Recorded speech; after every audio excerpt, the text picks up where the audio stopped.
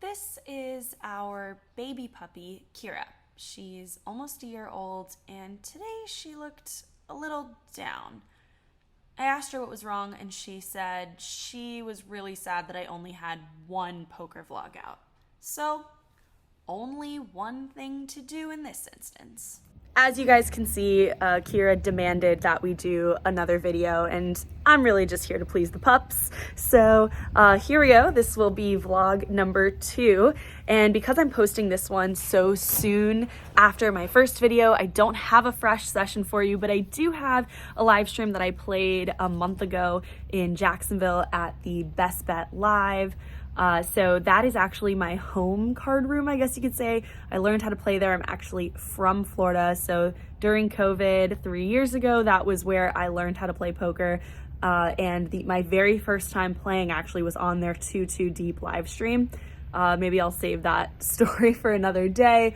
But this was one of my first times going back and playing their 2-5 Deep live stream, which is a $1,500 max buy-in. That's the exact amount we were in for. So let's go ahead and give the dogs what they asked for. Let's get straight to the hands.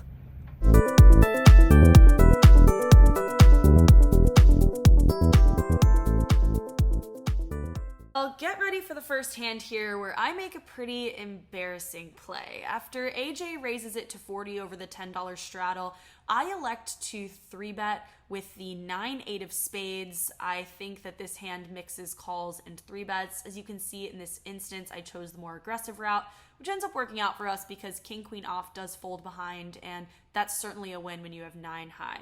We get to go heads up out of position, unfortunately, to the original raiser.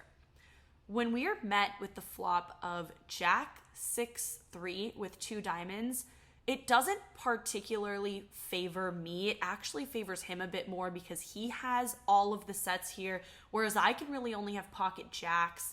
The strongest hand I can have here is jacks, and I can also have nut flush draws. I can still have aces, kings, queens, so I think a continue is okay. I think my size was probably not correct.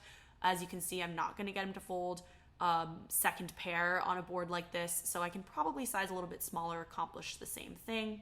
When the 7 of diamonds comes on the turn, he definitely can have way more nut flushes than I can, so I think it's okay to check this one over, given that I do turn a bit of equity. When he bets here, this is when we start to completely punt this hand. When he puts out any bet here, I think the best move is just to fold. I can occasionally raise as a bluff if I feel that he is light. However, I think I have the wrong combo to do it here. I should have just folded. Instead, I make a very strange play of calling out of position with an open-ender, bad blockers on a 3-diamond board out of position. This is certainly a punt, and into my defense, I had plans of bluffing a lot of rivers. I did feel that he was light. However, the deuce of spades did not feel like one I could get him to fold things like 9s, 10s, 8s, a jack on. Therefore, I quickly check back. I see the bad news. We totally punted this hand. Let's move on quickly. In this next hand, Kevin O bumps it up to $30 over the straddle, and there's a call from the button. So when we wake up with pocket kings, we're going to 3-bet relatively large here, because we would rather not play this hand out of position against 2 players, much rather go heads up against 1 opponent. However, the 3rd blind, the straddle, flats our 3-bet behind, so we do end up going heads up in this pot, just not against the opponent we thought we were going heads up against. Here we are, 412 in the middle, 1200 or so effective, and we get the flop of Jack 4-3 mono, all clubs. Now, given that we have the king of clubs in our hands, the jack of clubs on board, and when he flats our 3-bet here from his exact position, he's going to have a lot of suited Broadway hands. He's going to have a lot of middling pocket pairs, some of which might contain a club. I think a quarter size bet makes a lot of sense here. We can get value from a ton of those hands, and we're not very afraid of flopped flushes. Of course, he can have some of the sets, but he can't really have 4s or 3s, really only jacks. So we are pleased to see that he elects to continue to our quarter bet size, and we see an action killer on the turn, the King of Hearts. our hand is just a little too strong now, so we do have to check to a river, which is the 8 of diamonds. At this point, I think we can get value from some of those middling pocket pair hands we were just talking about, and I don't think that he would have checked back a set of jacks or a hand like ace king, ace jack, king queen on the turn. So when I bet half pot here, I'm hoping to get a crying call from some of the hands exactly like what he has, queens being of course at the very top of that range. I am slightly surprised by the call here, but I think given the way we played it with the check on the turn, it is reasonable and we are able to scoop this $1,312 pot. In this next hand, we are playing a double board, no limit hold'em bomb pot, which is done here on the live streams at every dealer change. Something I've really only seen in Jacksonville, pretty unique about their room. And we wake up with the ace of hearts, king of diamonds. And when the board comes, ace 9 deuce, 2 diamonds for one board, and 10-4 deuce, all hearts on the second board, we're pretty ecstatic about our hand.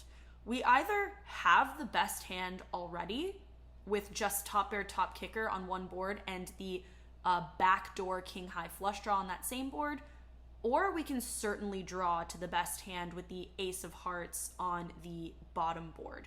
So we're happy to put in any amount of money. We bet 75. Corey calls us with what looks like top 2 on the bottom board. And when we get the 3 offsuit on both boards, we're happy to just keep putting money in here. We are almost certainly locked up on one board. It's hard for him to have a hand that beats us on both boards. So we bet pretty large here, 275, and thankfully we do get the crying fold from top 2 on the bottom board, the mono board where we were drawing to the nuts. We're happy to take this down without having to get there. This next hand, AJ puts us in a really tough spot. We start the hand by AJ bumping it up in early position to $35. We wake up with pocket queens on the button. We are always going to elect to 3-bet this hand. We make it $100 to go, a price that shouldn't scare him out, but should hopefully guarantee that we get to go heads up and I'll be in position for this hand. So when he does make the call, we are pretty pleased to see it. $217 already in the middle, and we're relatively deep. We see a board of Jack 8-7 rain. It's not the greatest board in the world for queens, even though we do have an overpair. AJ is pretty uncapped here. He can have lots of 2-pair. He can have all the sets. He also has a lot of top pair hands, a lot of hands that have 2 overs and are suited, hoping to turn some equity, a lot of hands that contain 9s and 10s. So we are still going to continue to a size of about 60%. We're not surprised when he makes the call. However, we are surprised when he leads on the 8 of spades turn. Gross. Hand is too strong to fold at this point, but he is already starting to put us in a tough spot with just barely an overpair to this very wet, very connected board where there aren't any flush draws available, so he's representing a very narrow, very strong range. When we see the king of diamonds on the river, it is an overcard to our queens, but we're not too scared because his value hands will not contain a king very often, and his bluffs shouldn't either. He should be bluffing with hands that contain 9s and 10s or a 7x in this spot. However, when he bets 500, he's telling us he has it. He said, this is a value size bet. I think I'm ranging you correctly to 1 pair, to exactly something like what we have, and he's putting us in a tough spot. This time, thankfully, we were able to pick it off. Our queens are good, and we will win this $1,767 pot with the ladies.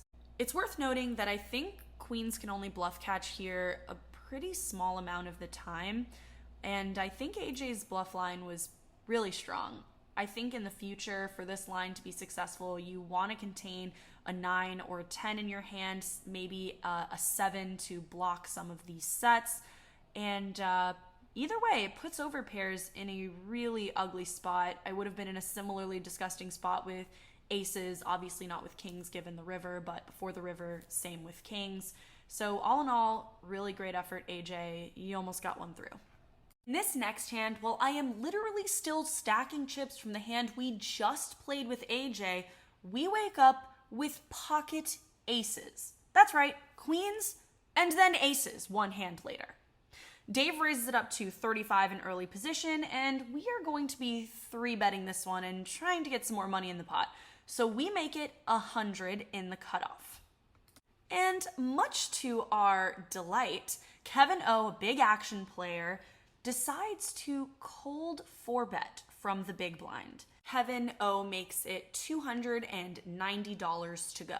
Dave is going to go ahead and get out of the way. I know what you're going to say. Kristen, you have aces just flat in position. Maybe you can get all of the money. And I think you're probably right. However, when he cold 4-bets out of position after an EP open, I don't expect him to be doing this light. I think the hand that he has here, jacks, is probably bottom. So I don't expect him to fold when I 5-bet here. I expect him to jam all in with hands like queens, kings, and occasionally ace-king or the other set of aces. As you can see, I'm pretty disappointed when he snap folds the jacks to my $700 5-bet. Maybe I should have just listened to you guys.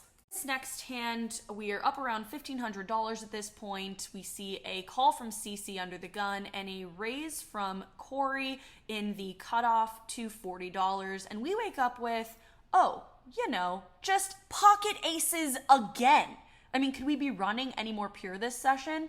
So we decide to put in the 3-bet to $125, and we get the call from Corey. Heads up. It's worth noting Corey had been running pretty bad this session, so that might animate a little bit of what happens next.